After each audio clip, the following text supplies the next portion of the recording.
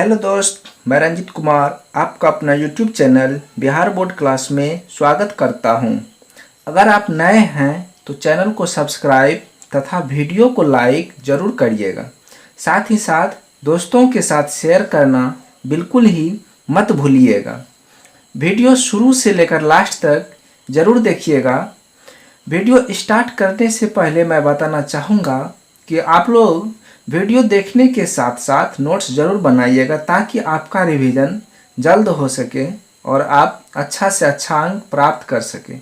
चलिए बिना time waste किए आज हम पढ़ने वाले हैं बहुपद के शून्यकों और गुणांकों में संबंध।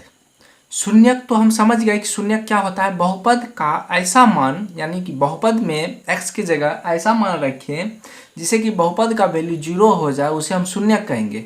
गुणांक का मतलब हुआ कि बहुपद जैसे कि x³ माइनस एक्स स्क्वायर के साथ जो गुणांक रहता है, मान चलिए 3x³, तो x³ के साथ 3 जो गुणांक है, या देखिए 3x³, तो x³ के साथ जो 3 है, इस 3 को हम x³ का गुणांक कहेंगे, यानी कि कोफिशिएंट इसको कहेंगे। ठीक है, तो यही शून्यक और गुणांक, मतलब शून्यक और गुणांकों के बीच में संबंध क्या है, दोनों के बीच रिलेशन क्या है, चलिए हम इस पे बात करने वाले हैं। तो सबसे पहले हम बात करेंगे रैखिक बहुपद का, यानी कि एक घातीय बहुपद में रैखिक बहुपद। इसमें उदाहरण तो नहीं लेंगे हम, रैखिक बहुपद का व्यापक रूप लेते हैं। रैखिक बहुपद का व्यापक रूप है ax प्लस b। इसको हम रैखिक बहुपद कहते हैं जहां a is not equal to 0 रहता है। जब a 0 के बराबर ना हो तब हम ax प्लस b को रैखिक बहुपद कहेंगे। तो इसका शून्यक हो जाएगा। देखिए, शून्यक का मतलब होता है शून्यक, अर्थात x की जगह ऐसा वैल्यू पुट करें जैसे कि इन सभी का वैल्यू, यानी कि मान 0 हो जाए। तो इसका मान निकालने के लिए सभी का मान बराबर 0 हम रख देते हैं। ठीक है, तो यहाँ साइड में हम करते हैं रफ में कि ax प्लस b बराबर 0। जब 0 कर दिए तो यह बहुपद नहीं रहा, यह एक समीकरण बन जाता है, जो कि हम आगे पढ़ेंगे। बहुपद का मतलब होता है कि 0 हम नहीं कर सकते हैं, बराबर हम इसमें नहीं दे सकते हैं। विदाउट बराबर का रहता है, जब बराबर नहीं रहेगा तो उसको हम बहुपद कहेंगे। जब हम बराबर दे दिए, इक्वल लगा दिए, तो उसको हम समीकरण कहते हैं। जैसे द्विघात समीकरण, दो चर वाले रैखिक समीकरण, ये सब होता है जो कि हम आगे पढ़ेंगे। ठीक है, तो ax प्लस b को अब हम समीकरण बना लिए। जब हम समीकरण बना लिए तो ax बराबर होता है माइनस बी। ax बराबर माइनस बी, इसीलिए x बराबर माइनस बी बट्टा ए। ठीक है, x बराबर माइनस बी बट्टा ए।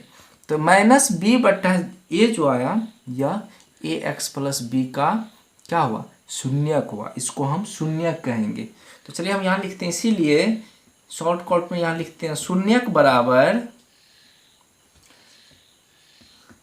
माइनस बी बट्टा ए। शून्यक क्या होगा, माइनस बी बट्टा ए। कोई भी अगर रैखिक बहुपद दिया हुआ रहेगा तो ये इसको कहते हैं अचर पद, इसको कहते हैं x का कोफिशिएंट, यानी कि गुणांक। तो माइनस अचर पद बट्टा x का गुणांक। चलिए हम लिख देते हैं शून्यक बराबर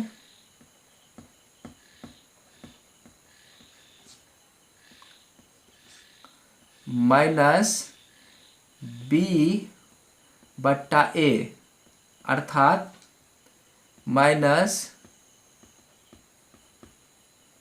अचर पद बट्टा x का गुणांक होता है। माइनस अचर पद बट्टा x का जो गुणांक है वह होता है, उसी को हम क्या कहेंगे, शून्यक कहेंगे। ठीक है, चलिए अब हम एक एग्जाम्पल के द्वारा देख लेते हैं। जैसे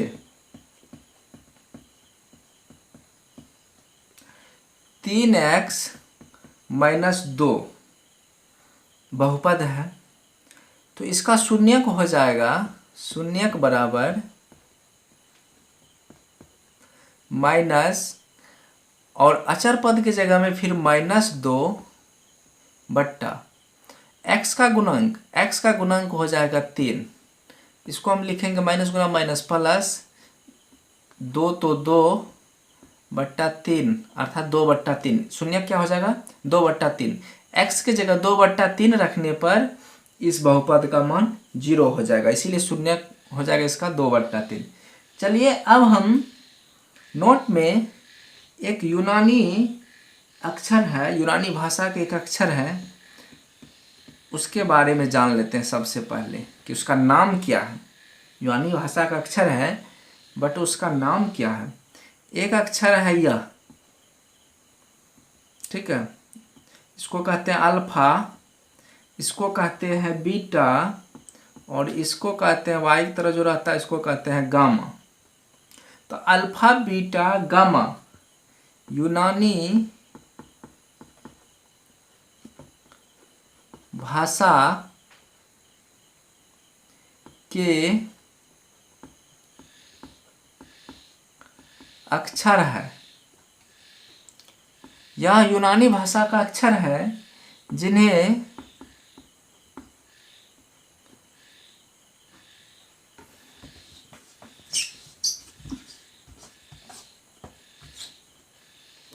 क्रमशः अल्फा बीटा तथा गामा से उच्चारित किया जाता है।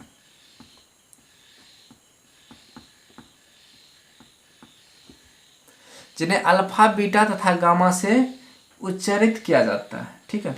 तो चलिए अब हम द्विघात बहुपद में देखते हैं कि द्विघात बहुपद का शून्यक क्या होता है। तो चलिए अब हम द्विघात बहुपद की चर्चा करते हैं। द्विघात बहुपद है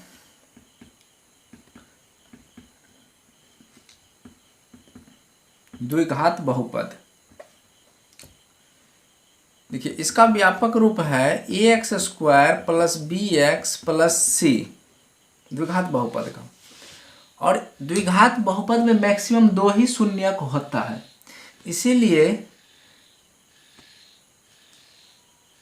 माना कि अल्फा बीटा दिए गए बहुपद का शून्यक है, बहुपद का शून्यक है। अल्फा बीटा दिए गए बहुपद का जब शून्यक है तो तब देखिए अल्फा का मान क्या होगा। आखिर जब अल्फा शून्यक है तो अल्फा का तो मान कुछ होना चाहिए ना। तो अल्फा का मान इसमें क्या होगा, अल्फा बराबर -b minus √under b² minus 4ac बट्टा 2a। इसको हम अल्फा कहेंगे, ठीक है। और बीटा का जो मान होगा तो चलिए देखते हैं कि बीटा का मान क्या होता है। देखिए बीटा बराबर -b plus √under b² minus 4ac बट्टा 2a होता है। शून्यक का मान मानकर चलिए द्विघात बहुपद दिया हुआ रहेगा, हमें शून्यक निकालना रहेगा अल्फा और बीटा का मान। तो b के जगह में b देंगे, a के जगह में a देंगे, फिर c के जगह में c देंगे, फिर a की जगह में a देंगे, b की जगह में b देंगे और सॉल्व कर लेंगे। तुरंत अल्फा का मान और उसी तरह से फिर बीटा का मान निकल जाएगा। तो हमने क्या देखा कि जब द्विघात बहुपद दिया हुआ रहेगा तब हमें शून्यक निकालना हो। द्विघात बहुपद में 2 ही शून्यक होता है, तो अल्फा बराबर -b minus √under b² minus 4ac बट्टा 2a होता है और बीटा बराबर -b plus √under b² minus 4ac बट्टा 2a होता है। तो इन दोनों फार्मूला के माध्यम से हम द्विघात बहुपद का शून्यक निकाल सकते हैं। अगर शून्यकों का योगफल का बात हो अर्थात अल्फा प्लस बीटा, ठीक है, अगर हम अल्फा प्लस बीटा निकालें तो देखिए अल्फा प्लस बीटा बराबर होता है अल्फा का मान minus B minus root under B square minus 4ac बट्टा 2a प्लस यह बीटा का मान होता है, तो बीटा का मान यहाँ हो जाएगा minus B plus root under B square minus 4ac बट्टा 2a, ठीक है। तो अब देखिए जब हम इसको सॉल्व करेंगे तो सॉल्व करने पर हमें प्राप्त होता है minus B minus root under B square minus 4ac plus minus minus B plus गुना plus plus root under B square minus 4ac बट्टा 2a, यह होगा। अब देखिए minus root under B square minus 4ac, यहाँ plus root under B square minus 4ac, इस दोनों को हम कट कर देंगे तो बच जाएगा बना माइनस बी और माइनस बी, अर्थात बच गया माइनस 2b और नीचे में है 2a, तो दो दो कैंसिल अर्थात माइनस बी बट्टा ए बच गया। तो माइनस बी बट्टा ए जब बच गया तो माइनस बी बट्टा ए को हम लिख सकते हैं, देखिए x का गुणांक अर्थात माइनस बी के जगह हम लिखेंगे x का गुणांक और a के जगह लिखेंगे एक्स स्क्वायर का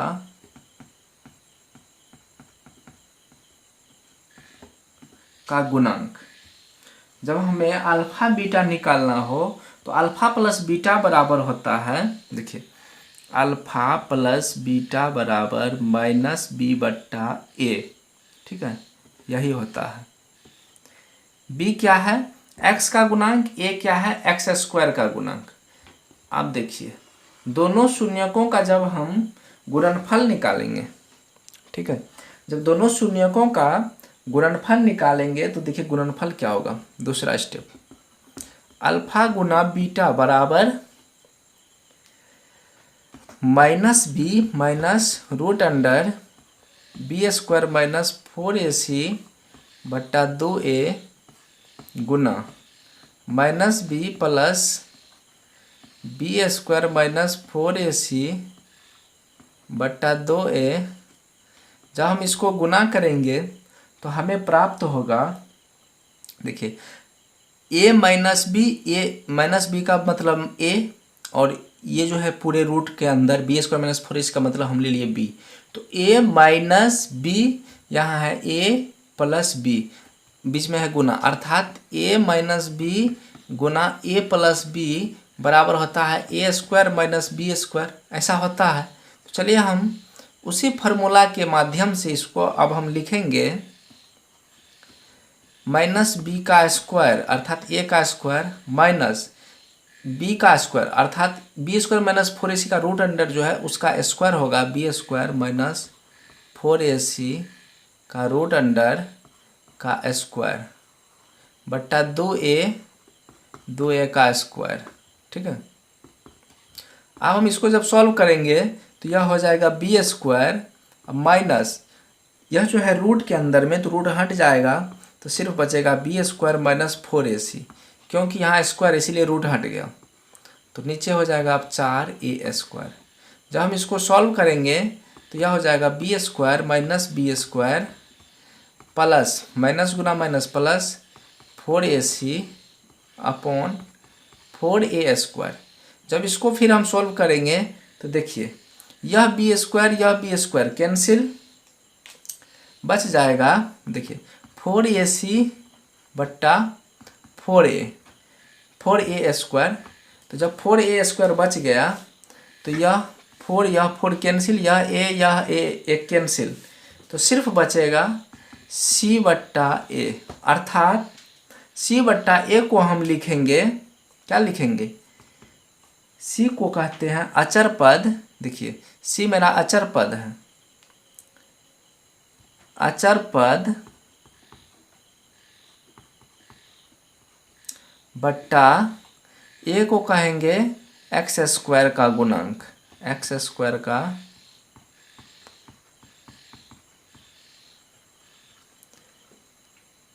एक्स स्क्वायर का गुणांक। तो हमें क्या प्राप्त हुआ कि जब शून्यकों का योगफल किए तो माइनस बी बट्टा ए आया, जब शून्यकों का फिर गुणनफल किए तो सी बट्टा ए आया। ठीक है, शून्यकों का गुणनफल बराबर सी बट्टा ए आया। ठीक है, तो चलिए हम इन्हीं बातों को यहाँ लिख देते हैं रेड पेन से। शून्यकों का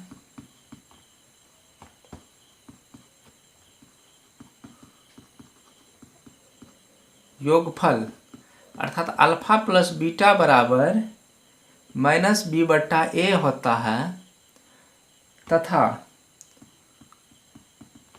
शून्यकों का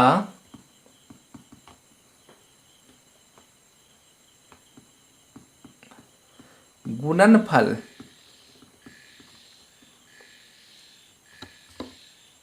अर्थात अल्फा इंटू बीटा बराबर सी बट्टा ए होता है। ठीक है,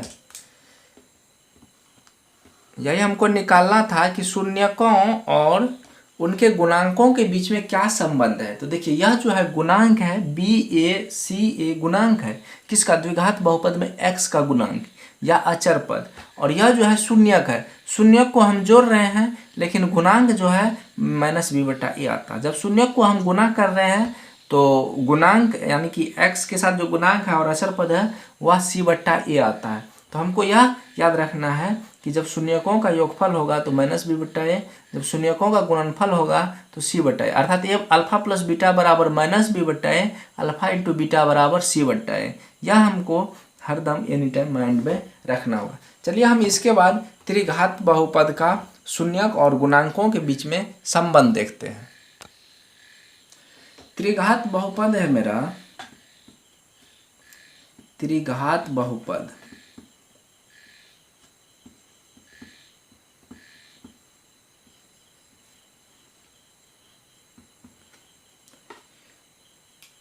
ए एक्स क्यूब जोड़ बी एक्स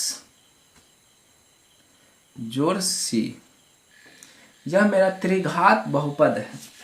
ठीक है, तो इस त्रिघात बहुपद में हम क्या देख रहे हैं, मानकर चलिए दूसरा भी त्रिघात बहुपद हो सकता है, A X cube plus B X square जोड़ सी एक्स जोड़ डी, यह भी मेरा त्रिघात बहुपद है जिसका हाईएस्ट पावर 3 हो, जिस बहुपद का, उसको हम त्रिघात बहुपद कहते हैं।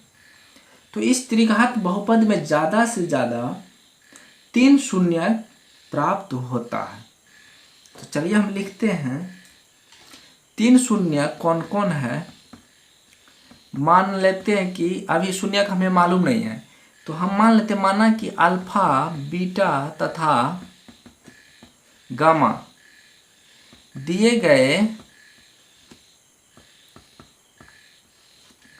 बहुपद का शून्यक है, दिए गए बहुपद का 3 शून्यक है। कौन कौन, अल्फा बीटा तथा गामा।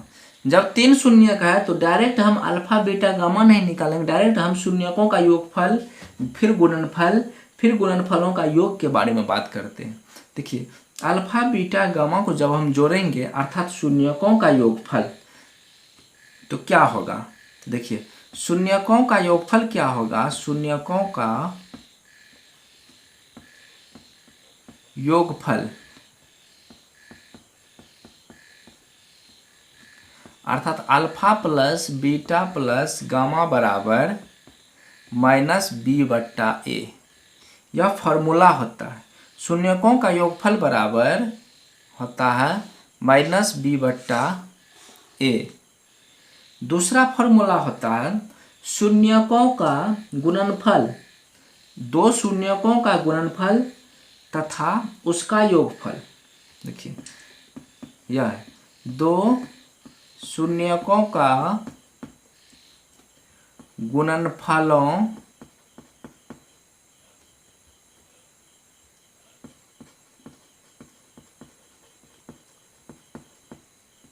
गुणनफलों का योगफल क्या होगा? दो शून्यकों का गुणनफलों का योगफल होगा अल्फा बीटा जोड़ बीटा गामा जोड़ गामा अल्फा बराबर C/A। अर्थात -B/A का मतलब क्या हो गया कि -x² का गुणांक बट्टा A का मतलब हो गया x³ का गुणांक। यही तो हमको संबंध न निकालना है कि शून्यकों और गुणांकों के बीच क्या संबंध है। यह शून्य के बीच संबंध है कि सभी शून्य को जब हम जोड़ेंगे तो x² का गुणांक माइनस के साथ रहेगा बट्टा में x³ का गुणांक। फिर जब दो शून्यकों का गुणनफलों का योगफल जब हम करेंगे तो C/A आता है। अर्थात x का गुणांक x का कोफिशिएंट बट्टा A अर्थात x³ का गुणांक। ठीक है, तो दो शून्यकों का गुणनफलों का योगफल क्या होता है? C/A होता है। ठीक है, अब देखिए तीसरा क्या है? शून्यकों का गुणनफल। तीसरा है शून्यकों का गुणनफल। क्या होगा शून्यकों का गुणनफल?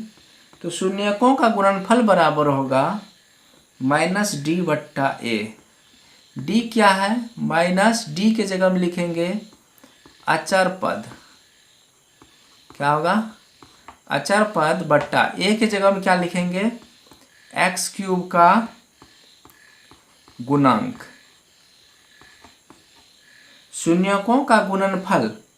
शून्यकों का गुणनफल का मतलब हुआ अल्फा गुना बीटा गुना गामा बराबर -D/A। अल्फा गुना बीटा गुना गामा बराबर -D/A।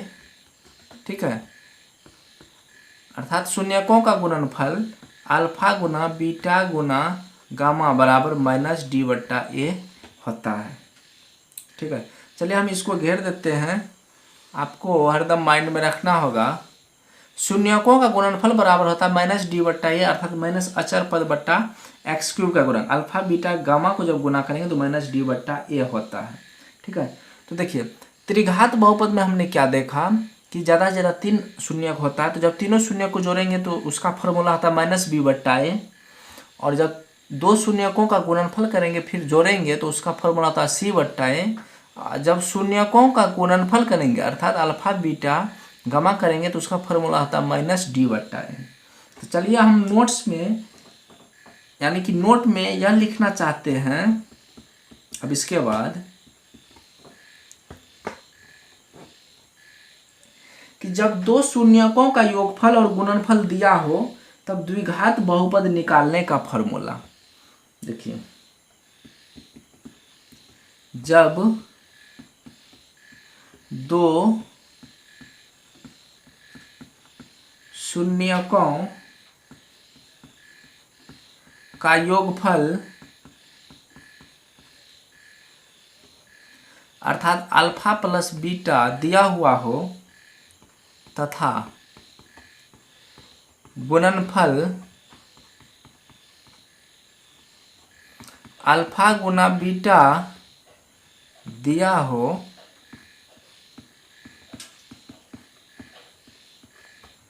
तब द्विघात बहुपद क्या होगा? तब द्विघात बहुपद बराबर होगा x² minus alpha plus beta का मान into x plus alpha beta होगा। ठीक है, देखिए जब दो शून्यक दिया हुआ है या दो शून्यकों का योगफल दिया हुआ है और गुणनफल भी दिया हुआ है तो द्विघात बहुपद हम इस फार्मूला के माध्यम से आराम से निकाल सकते हैं। ठीक है, द्विघात बहुपद बराबर x square minus alpha plus beta into x plus alpha beta होता है। तो चलिए अब हम इसके बाद नेक्स्ट डे नेक्स्ट वीडियो के साथ फिर मिलेंगे। आज के लिए इतना ही, धन्यवाद।